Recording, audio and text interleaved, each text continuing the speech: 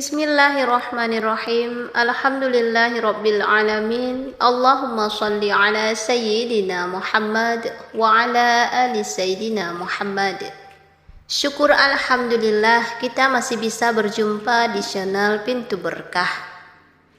Sahabatku yang dirahmati Allah, sebagai seorang muslim penting bagi kita untuk mengetahui apa yang diperintahkan dan juga yang dilarang dalam Islam. Agama Islam telah dengan jelas memberikan panduan-panduan bagi manusia. Di antara panduan yang jelas tersebut adalah masalah larangan untuk memelihara hewan-hewan tertentu. Setidaknya ada 6 hewan yang dilarang dipelihara dalam Islam. Larangan-larangan tersebut telah disampaikan oleh Rasulullah SAW dalam beberapa hadisnya. Sehingga penting bagi kita untuk mengetahui dan menjauhi larangan-larangan tersebut. Sahabatku yang dirahmati Allah, ada 6 hewan yang dilarang dipelihara di dalam Islam. Yang pertama, anjing. Salah satu hewan yang dilarang untuk dipelihara dalam Islam adalah anjing. Hal ini disebabkan karena air liur anjing dianggap najis. Rasulullah SAW bersabda dalam sebuah hadis, diriwayatkan dari Ibnu Umar dari Nabi Muhammad SAW, beliau bersabda, barang siapa yang memelihara anjing selain anjing ternak dan anjing berburu, maka berkuranglah setiap hari daripada pahala perbuatannya 2 qirot. Hadis riwayat Bukhari dan Muslim.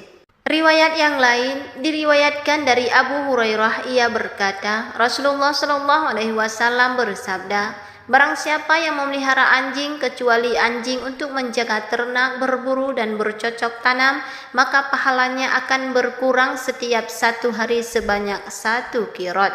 Hadis riwayat Muslim dan Abu Daud.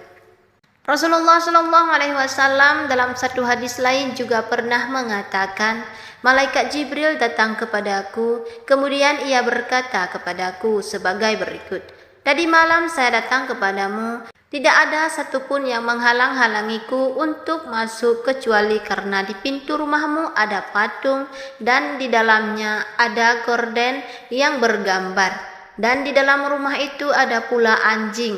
Oleh karena itu perintahkanlah supaya kepala patung itu dipotong untuk dijadikan 2 bantal yang diduduki, dan diperintahkanlah anjing itu supaya dikeluarkan.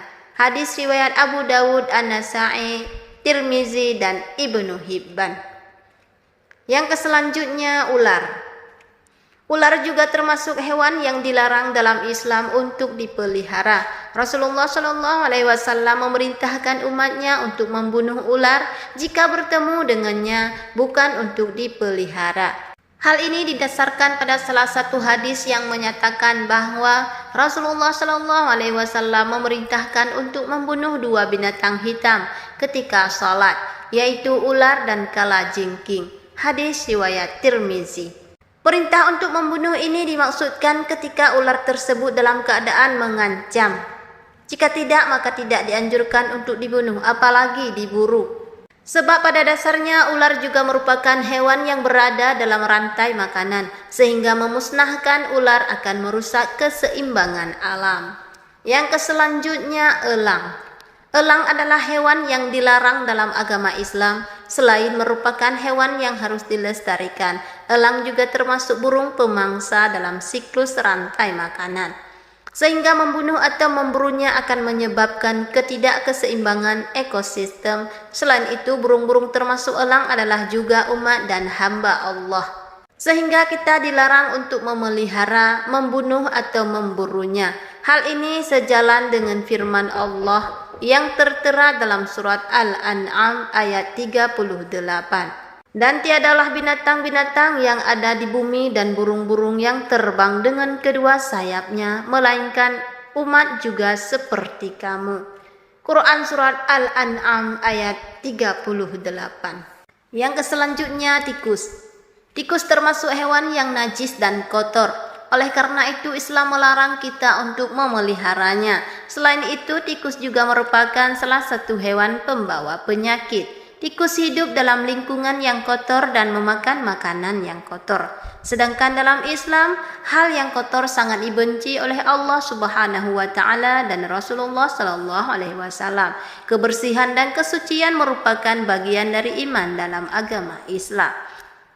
Sehingga menjaga rumah dari tikus yang dapat menyebabkan penyebaran penyakit adalah tindakan yang sangat dianjurkan.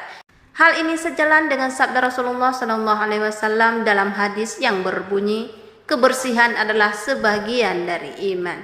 Hadis riwayat Tirmizi. Yang selanjutnya gagak. Gagak khususnya gagak yang memiliki punggung dan perut putih juga dilarang untuk dipelihara dalam Islam. Hal ini didasarkan pada pendapat Imam Syafi'i yang menyatakan bahwa gagak tidak boleh dipelihara dan diperboleh untuk dibunuh. Gagak juga bukanlah hewan yang mendatangkan keberkahan dan juga kemanfaatan.